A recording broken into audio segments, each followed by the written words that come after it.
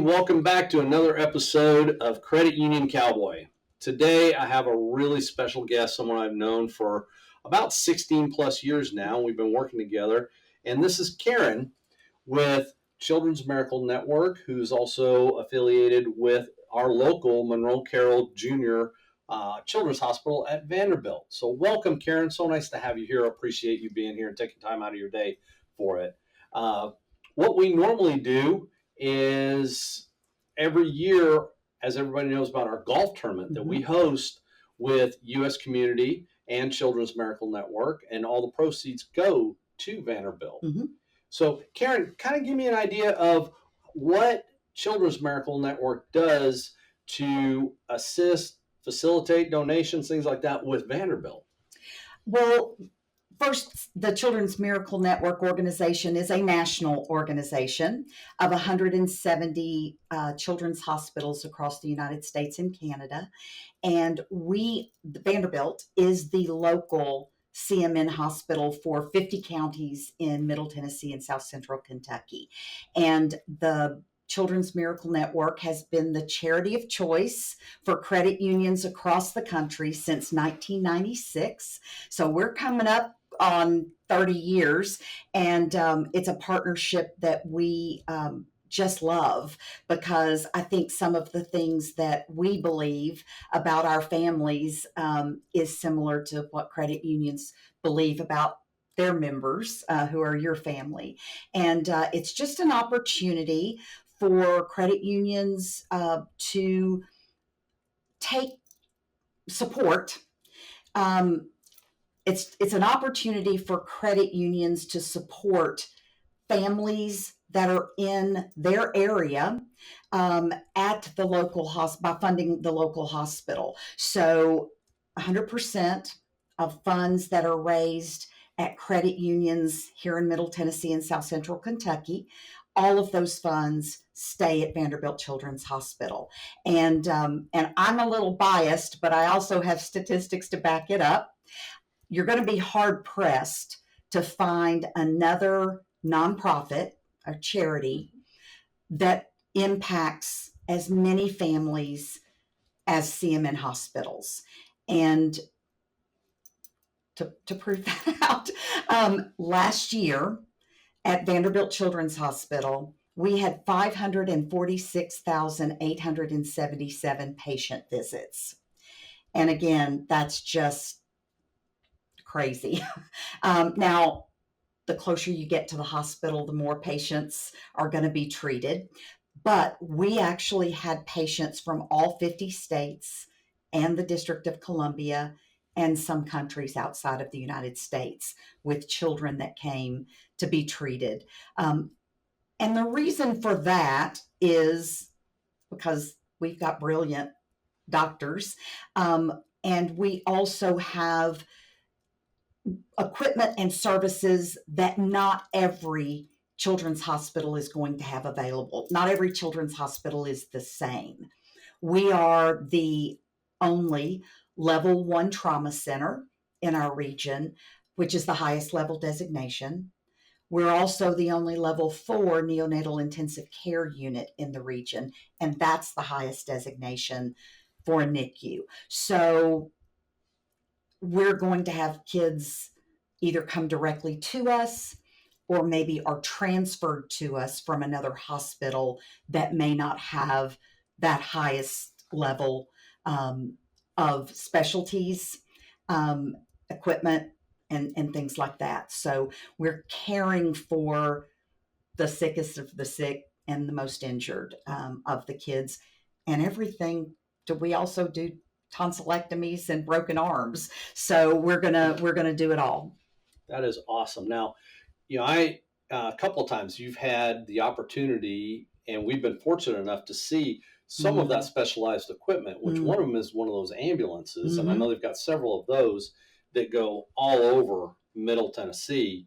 Tell us just real quick about what those ambulances are all about, and the NICU part of those ambulances too that I know a lot of people don't know anything about those. Yeah, there's ambulances and then there's ambulances, Yes. and the ambulances that we have are different from a typical ambulance in that they have incubators, ECMO capabilities, and don't ask me what those letters stand for, but it's basically a heart and lung bypass machine.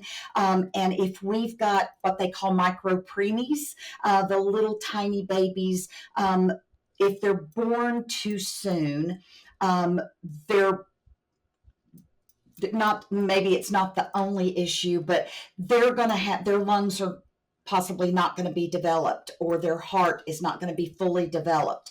And so they just haven't cooked long enough. And so if they were born in Knoxville or Memphis or things like that, you can't just put them in a standard ambulance and drive fast. You have to have them hooked up to the right equipment. You have to have them in an incubator that is temperature regulated, and things like that, just to get them to Vanderbilt, where we can get them into a room and take care of them with the equipment that we have here. So they've worked really hard to make sure that when we're going after one of these kids, we're sending the staff and the equipment to be able to take care of that child and keep them in as stable an environment as we can until they get to the physical hospital. And 500 of these little babies are transported to Vanderbilt from other Tennessee hospitals every year. So the numbers are mind-boggling. And if I can slip in a little trivia that we're real proud of, in this day and age, everybody may not have had an experience at a NICU, a neonatal intensive care unit, but most of us have at least heard of that, and we know that's for the T-tinies, that are coming into the world. The first NICU in the country was created at Vanderbilt by a doctor named Mildred Stallman. She just died last summer at the age of 103. And so we call our babies in our NICU Millie's babies. But she's the one, every NICU across the country is modeled after what started in 1961 at Vanderbilt Children's Hospital. So we're real proud of that. We also have one of the largest neonatal intensive care units in any hospital in the country. We are currently up to 120 beds, and we'll probably keep expanding that. We could use more on some days. Yeah. Well, I'm talking about expanding, what you added several years ago, I think it's pre-2020, you added 4 floors. Yes. Are you using all 4 floors now?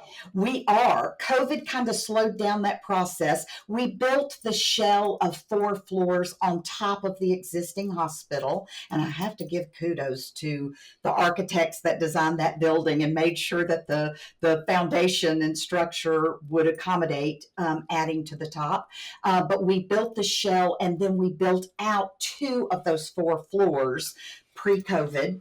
And then kind of things stopped, and they've gotten back to building, and we opened the 3rd floor last end of last summer, and I'm behind. Summer a year ago, and then last February opened up the final floor. So all 4 floors are occupied. We could have used them before we got them open, but yeah, they are in full swing. It gave us an opportunity to expand our cancer center and our infusion clinic, and some places, some of the specialties where we had already outgrown space. It gave them gave us the opportunity to move them to a floor and expand other areas into the space that they had occupied, things like that. So, and gave us the opportunity to expand our NICU as well.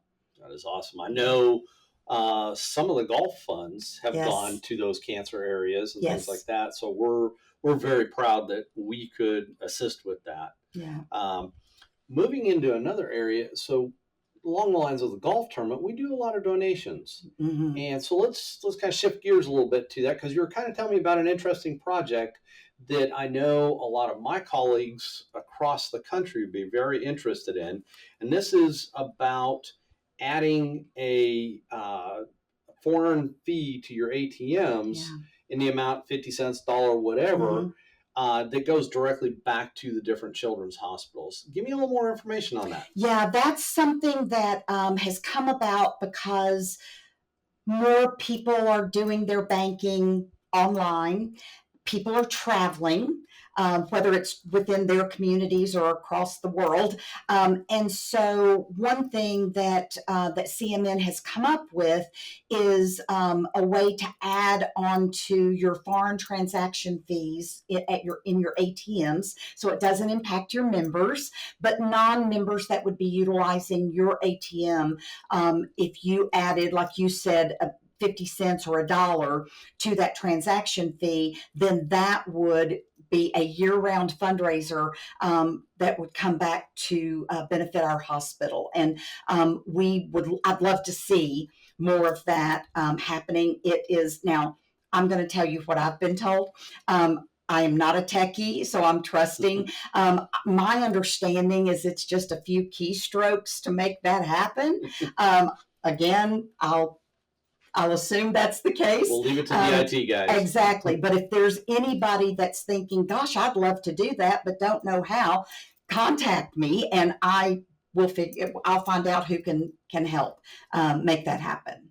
So that brings up a good point, though. What if they're not here and they're not in your region? Can they contact their local Children's Miracle Network representative and get more information on that? Yes, and if they don't know who that is, they can contact me and I'll get them in touch. And again, that's the beauty of CMN is CMN back in 1983 started as a telethon, so they divided the country based on media marketing demographics.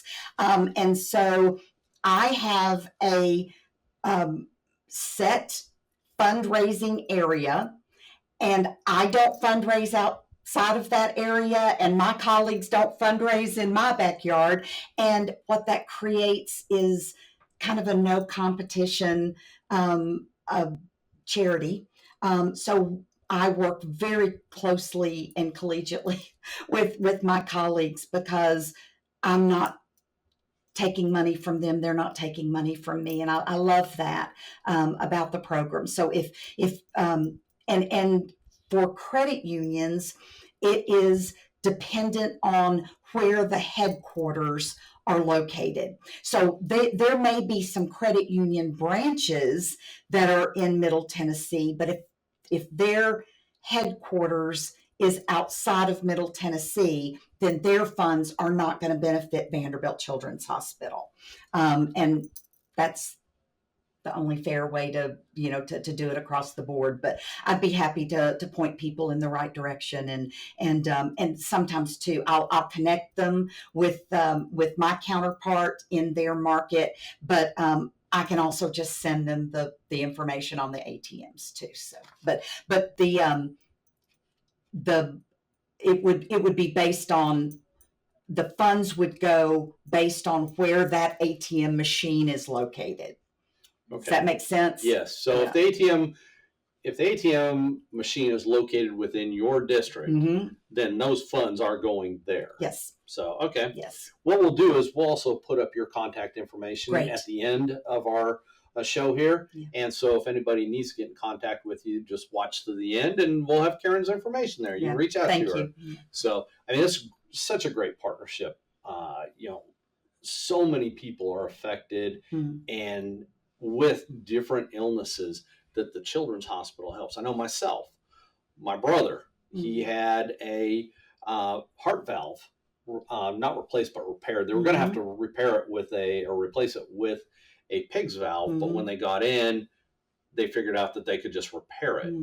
But, that was part of my life where it's touched me. And then I've been over to the Children's Hospital here. And I don't care who you are, when you walk in, you're going to get affected there. But it goes back to the original premise of credit unions, Mm-hmm. and that is people helping people. And Mm-hmm. that's what Vanderbilt's doing with the Children's Hospital. They're helping countless. I know you've shared numbers with me before, and they're just some staggering numbers as like the amount of people that walk through your door in one day. Yeah. The amount of people in a year that are helped. And I know you've got some of those numbers. If you want, you can go ahead and share those, because I'm sure the audience would just love to hear them, one, but also be amazed at just how many people come through your doors. Yeah, it's a busy place. Our former CEO used to say that it was the most important building in Nashville, and you expect him to say that, but there's kind of hard to argue that. But yeah, I threw out a big number a few minutes ago, more than 500,000 patient visits just last year. Well, that's a hard number to wrap your head around. So if I put it into what does that look like in a day? Today, 2,095 moms or dads are going to walk through our doors seeking care for their children. 163 of those will start and come through the emergency department with an urgent need. 83 will come for a surgical procedure, and 4 will be transported by one of those angel ambulances that we talked about earlier, or life flight helicopter with a life-threatening injury or illness. And that is going to happen not just today, but every day at our hospitals. So it is an incredibly busy place. For your audience that lives in or anywhere near Middle Tennessee, this is such a high growth area. We have on a daily basis more than 200 people moving into Metro Nashville, so in the Middle Tennessee area, and we don't get any indications that number is going to slow down anytime soon. So the number of patient visits that we have every year increases by about at least 7% every year. And so I unapologetically ask people, my partners, that's why I'd love to get more credit unions involved in this area, because the fundraising trajectory honestly needs to go in the same direction as the patient visits that we have every year. And so I'm very thankful for funds that were raised by credit unions and other corporate partners last year. But the reality is we need more this year than we did last year, because we're going to treat more patients this year than we did last year. So I don't ask that for me. I ask it for those 2,095 moms or dads that are going to come through our doors today. And that number will go up if we're sitting here talking about this next year.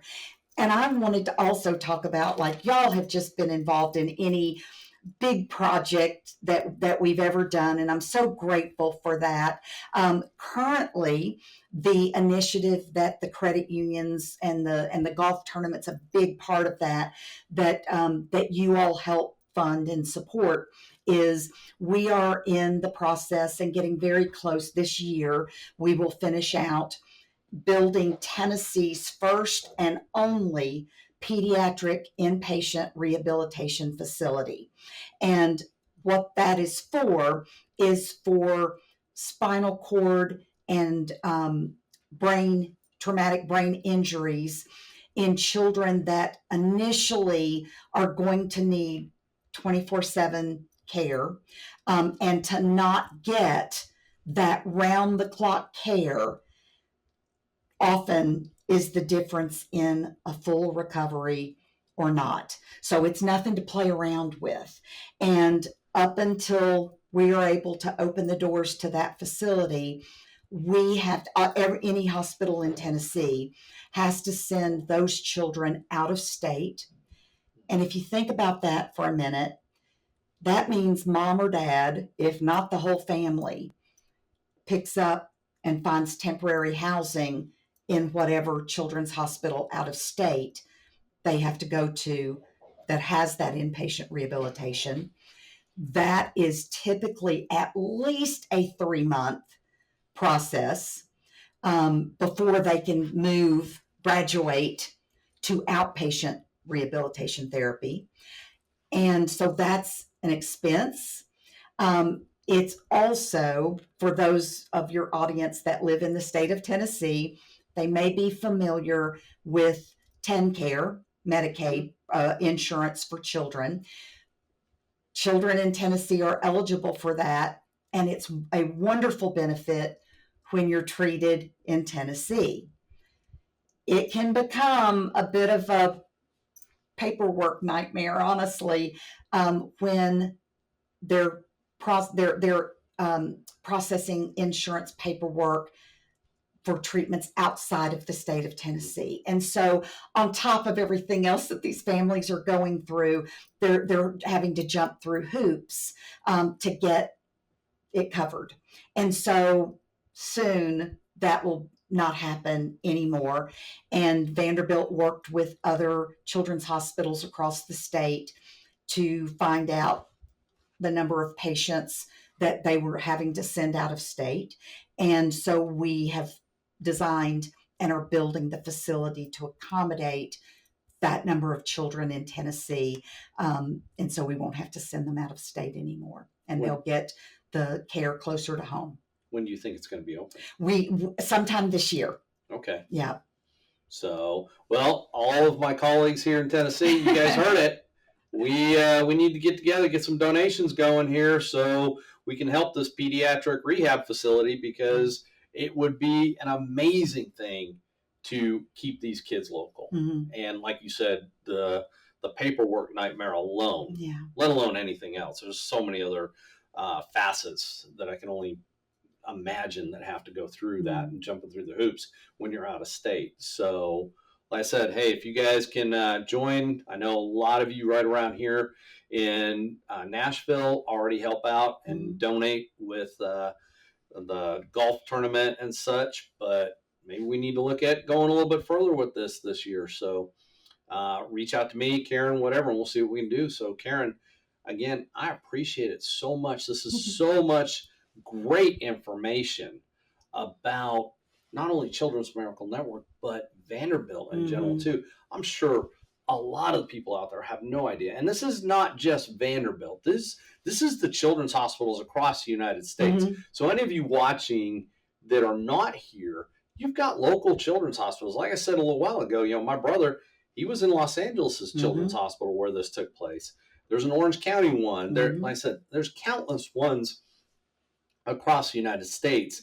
So seek out, if you're not working with a children's hospital right now, seek out one and see what you can do to help. I mean, we got started, like I said, 16, this is going to be 17 years coming up in August for our golf tournament. And it was just a group of us got together and said, hey, we like to play golf, or so we call it, playing golf. But, how can this benefit our community? How can we give back with this? And this is what we came up with. And it has been an amazing partnership for now 16 going on 17 years. So Karen, thank you so much for what you do.